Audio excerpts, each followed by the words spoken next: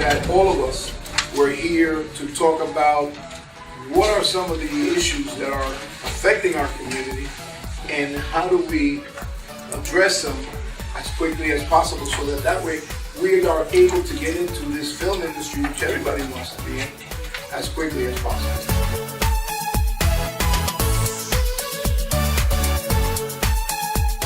This is really important concern and issue for all of our state, right?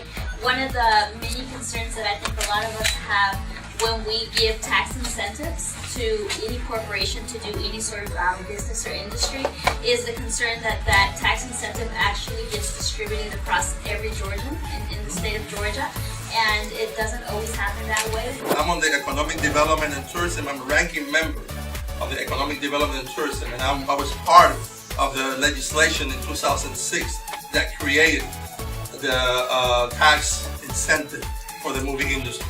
And we have seen it grow since then. From here in the capital, he said, we'll come. He said, but you need to come here and hear some authentic stories from people who may never come down to the capital. We still have a lot of progress to make. But Mrs. King said the same thing. Freedom is won with every generation. It's a struggle. It's a real struggle, and we all have to fight for that voice, for that representation, for that look, and to be there, and to be represented, and lift every single one of us up, and help each other gain that visibility, gain to be part of that film crew. Start helping each other out. It's the only way that we're going to grow. It's the only way that Georgia grew, especially in the Hispanic media community, which is critically important.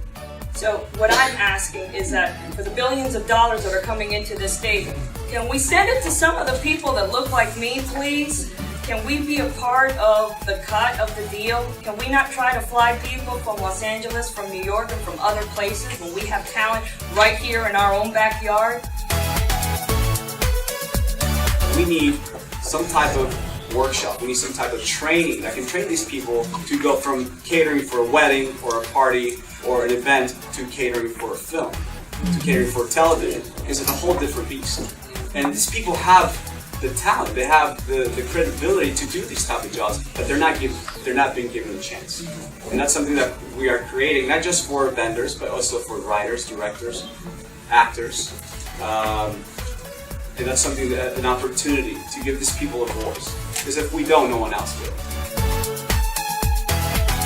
God, 100 years or so, everyone's been going to Hollywood. I don't know the map of what. Everybody's been going to Hollywood. They want to be in the film business, they go to Hollywood. That's where all the film is, that's what television. But guess what? Hollywood's been coming here. Mm-hmm. We're not the mecca for people that want to work in film and television at the moment. We want to be the people that want to do it, but they came here. And so if we want to participate in that, like you were saying, we have to be ready, we have to be film ready, we have to be ready to step on a set. Because trust me, I've been on a lot of sets. Nobody really cares what ethnicity you are on a set, as long as you're a nice person and you get the job done. And so what Jose and I have been talking about is creating classes, because I've been teaching classes in Atlanta for 11 years. And what I've learned is you really can't learn a lot in a seminar or in a weekend or in an 8-week class. The program that I teach is minimum of a year, a school year. And even in a school year, you're just learning the basics of what it means to be a professional. We've seen Wilmington lose their tax incentive and all the business go to Wilmington. We've seen the same thing happen in New Orleans. The question that I've been talking to Jose and others about for the last several years is that we as a community have to develop our own what's called above the line talent. Producers, writers, directors. Okay? We have to become storytellers. We cannot rely on Hollywood stories all the time. Hollywood brings their stories here because it's cheap and they have the tax incentive.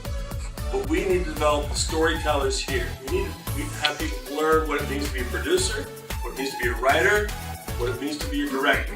And you can't just walk onto a Hollywood set and do that.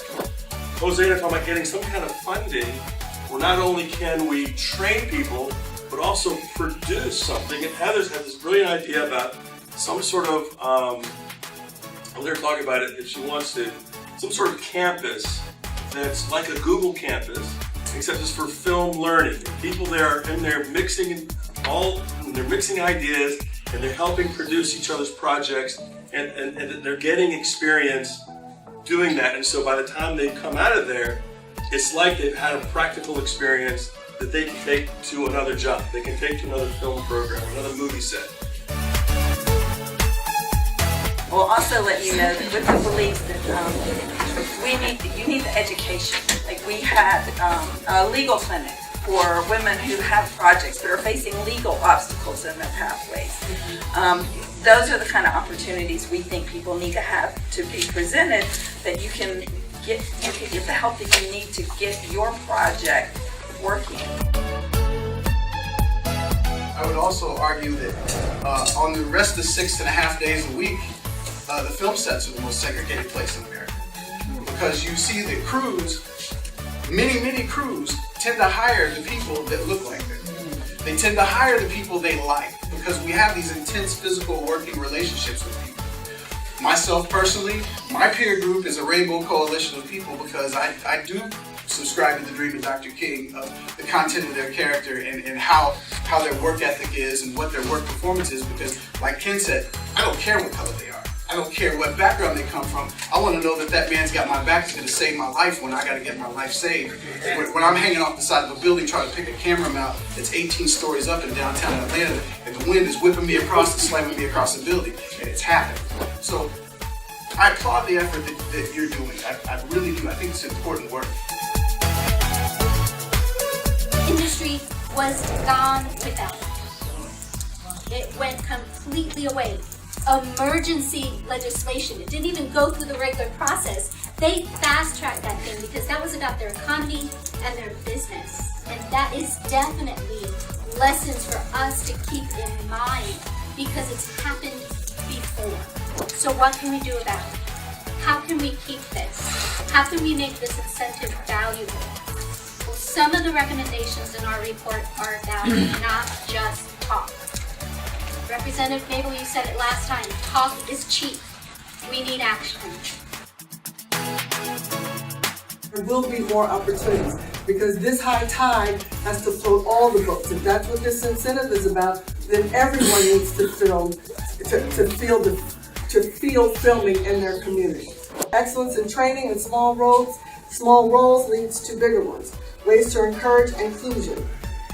Grants or funding for inclusive stories, casting, especially on indie level to encourage expansion of skill sets and diversity in storytelling.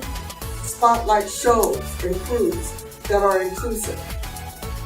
Support nonprofit organizations working to highlight inclusiveness and work toward parity and participation, and increase opportunities for networking. The first thing that we need to do is develop that next generation. If we're going to ask for anything, that's what we're asking for. We need the resources from you guys that we can actually do this here and grow this. Because the reason why we held it here is because I want you to see it today. If you're going to see the Georgia Latino Film Alliance in 2 years, and in 3 years, and we're going to continue to grow. The next thing we must do is educate our leaders at major studios of the statistical advantage of developing that next generation. Why is it good for them to start young so that we can bring them up so that they don't have to wait 20 years to get into an industry? Also, I thought of, we're techs here, so we want to figure out how do we create a social network for these studios and these production heads that are coming here, and they can find diverse talent and qualified candidates, both diverse and qualified.